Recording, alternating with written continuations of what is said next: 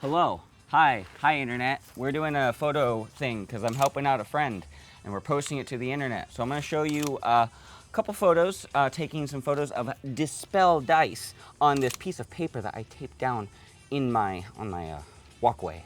So what I'm trying to say is the closer you are to your subject with your camera, the more intense the depth of field effect is going to be. And I'm going to prove that right now.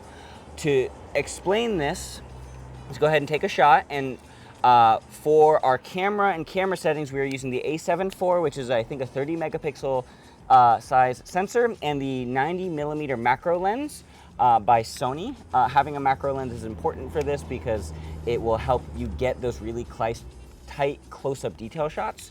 So let's take a shot, and right now we're at like f2.8. So we are really wide open, which the lower the F number, the more depth of field we're gonna get. And there's ants in my photo, but that's okay. Let's go ahead and hit the shutter. And it's gonna be really blurry. And now I'm gonna close down and go to like f13, get the same shot. Roughly here. We're gonna do that. f2.8. Then f22. All right, cool. So we have those two shots. I'm keeping roughly the same distance. If I wanted to make this perfect, we'd be on a tripod, but whatever. You see the images, one's blurrier than the other. It's because the F number is lower or the aperture diameter is different.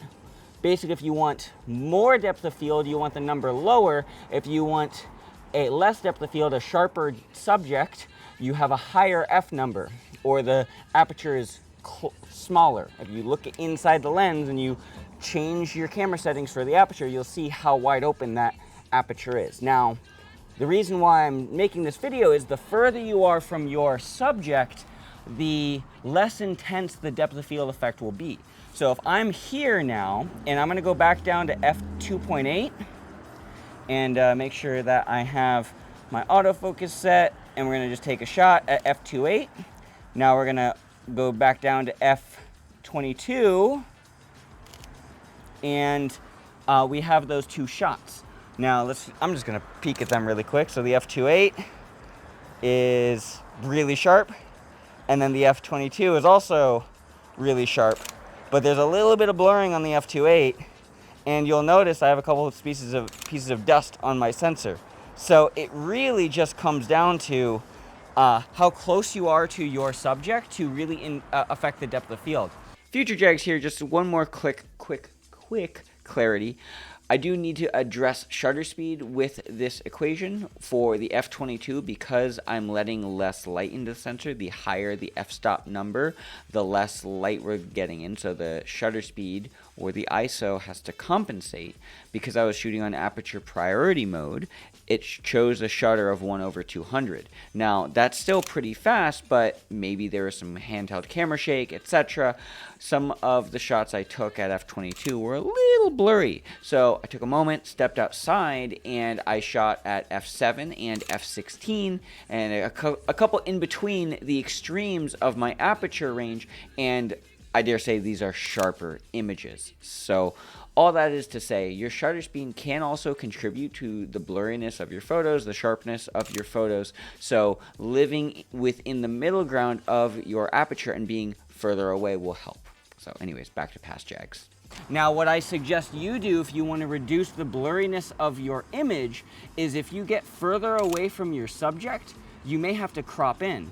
But making sure that your subject is entirely in focus, if that's important to you, then stepping further away and then cropping in will give you the result that you want.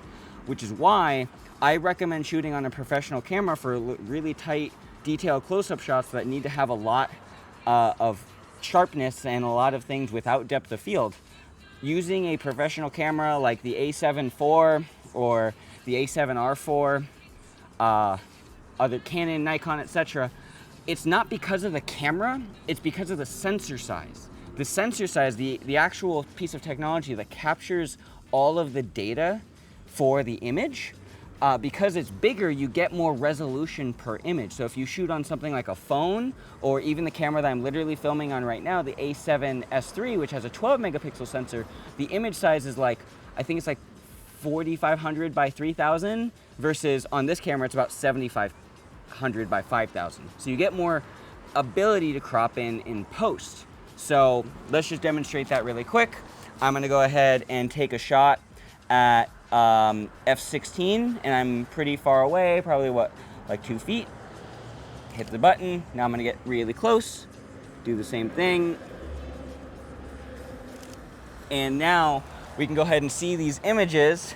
So the f16 that's further away, a lot of the other dice that are further away, that are outside of the 20, are still also very sharp, versus if I look at the tighter shot, I have the 2 and the 20 in focus, but the outside dice may be a little bit softer, but again, it really depends on the look you're trying to go for. So to wrap up the point, depth of field is not just how low or high the F number is, 2.8 to F22 and everything in between.